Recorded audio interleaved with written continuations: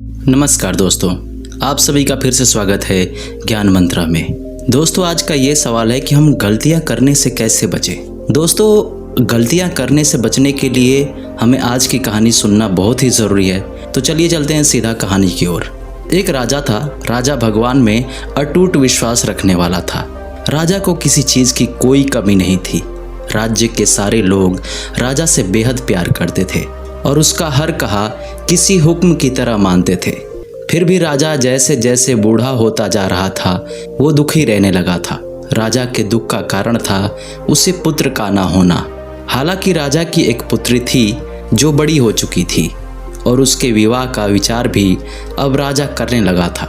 राजा अपने बुढ़ापे में संन्यास लेकर प्रभु भक्ति करना चाहता था, लेकिन उसके सामने सबसे बड़ी समस्या ये थी कि राज की बागडोर किसे सौंपी जाए। एक रात इसी चिंता में राजा काफी देर तक भगवान का नाम जपते जपते सो गया। उस रात राजा को सपने में भगवान का साक्षात्कार हुआ और उसे उसकी सारी समस्याओं का समाधान मिला। सवेरे उठते ही राजा ने बड़े प्रसन्न मन से एक सभा बुलाई और ऐलान कर दिया कि उसके महल के दरवाजे पर जो कोई पहला आदमी आएगा उसी से राजकुमारी की शादी की जाएगी और उसे ही राज्य का राजा घोषित किया जाएगा। सभी लोग जो सभा में मौजूद थे, राजा का ऐसा अजीब ऐलान सुनकर काफी अचंभित हुए। लेकिन सभी लोग जानते थे कि राजा बिना बात के ऐसा कोई भी मूर्खतापूर्ण काम नहीं करेगा। इसलिए उन्होंने राजा को ऐसा करने का कारण पूछा। राजा ने अपने रात के सपने के बारे में सबको बताया तो सबके मन का संदेह दूर हो गया। फिर सभी ने राजा के ऐलान का तुरंत पालन किया और थोड़ी ही देर बाद सैनिक एक युवक को सभा में लेकर आए जो मैले पुराने कपड़े पहने हुए था। राजा के ऐलान के अनुसार उस गरीब को राजा बना दिया गया। राजकुमारी से उसकी शादी कर दी गई। कुछ ही दिनों में वो राजा अपना सब कुछ त्याग करके प्रभु भक्ति के लिए सन्यासी बनकर जंगलों में चला गया। धीरे धीरे नए राजा ने राज्य का सारा भार संभाल लिया और बड़े अच्छे से शासन करने लगा। राजमहल में एक गुप्त कमरा था जिसके दरवाजे पर एक बड़ा सा ताला लगा रहता था और इस ताले की चाबी नया राजा हमेशा अपने पास संभाल कर रखता था। हफ्ते में एक दिन राजा उस कमरे का ताला खोलता और आधा एक घंटा उसमें बिताने के बाद फिर से उसे ताला लगा देता। उस चाबी को राजा कभी किसी को छूने भी नहीं देता। अगर कोई उसे छूने की कोशिश करता तो राजा गुस्सा हो जाता था। सेनापति, खजांची और सभी मंत्री बड़ी जिज्ञासा के साथ उस कमरे में क्या हो सकता है ये जानना चाहते थे। सभी के दिमाग में यही सवाल घूमता रहता था कि आखिर खजाने की चाबी खजांची के पास, शस्त्रागार की चाबी सेनापति के पास और सभी जरूरी दस्तावेज रखे कमरे की चाबी मंत्री के पास है।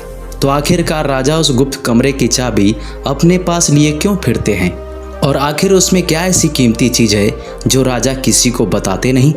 इन सभी के लाख कोशिशों के बाद भी राजा ने कभी भी उन्हें उस कमरे में क्या है उसके बारे में नहीं बताया। इन सभी ने जाकर इस बात की खबर रानी के कानों तक पहुंचा दी।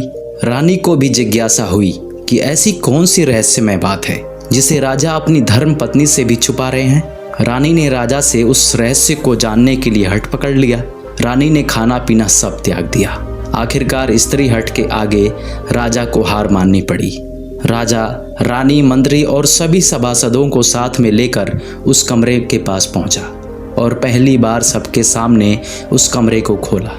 सभी देखकर हैरान थे क्योंकि उस कमरे में कुछ भी नहीं था सिवाय एक फटे पुराने कपड़े के जो दीवार पर टंगा हुआ था। मंत्री ने फटे कपड़ों को अपने हाथ में लेते हुए राजा से कहा, महाराज, यहाँ तो इस फटे कपड़े के सिवा कुछ भी नहीं है। तब राजा ने कहा, यही तो मेरा सब कुछ है।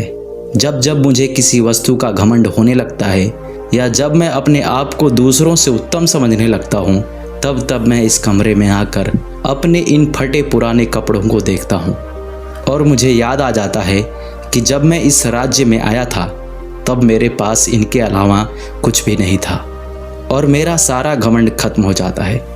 दोस्तों, इस कहानी से हमें ये सीखने को मिलता है कि कैसे हम अपने भूतकाल को याद रखकर वर्तमान में गलतियां करने से बच सकते हैं। समय हमेशा बदलता है इसलिए हमें ये हमेशा याद रखना चाहिए कि अगर आज हमारे पास सब कुछ है तो वो हमेशा नहीं रहने वाला। इसलिए हमें हमेशा नम्र बने रहना चाहिए। दोस्तों, आज की कहानी अगर आपको अच्छी लगी हो तो कृपया करके लाइक करें, कमेंट करें और अपने दोस्तों के साथ शेयर करें। और अभी तक आपने चैनल को सब्सक्राइब नहीं किया है तो प्लीज़ अभी सब्सक्राइब करें। बहुत बहुत धन्यवाद।